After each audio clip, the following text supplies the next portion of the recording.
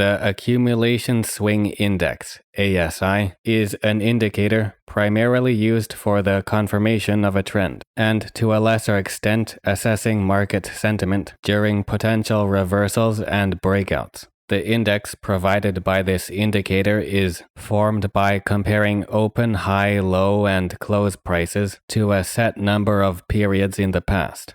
As usual, you can search for greater detail regarding the theory and calculations. Our focus here will be on observing the application of the ASI on real chart examples in order to better understand how to use this indicator and become familiar with its strengths and limitations. ASI is best used as a shorter-term tool, but we will explore a diverse range of examples as possible by looking at charts from various markets and time ranges.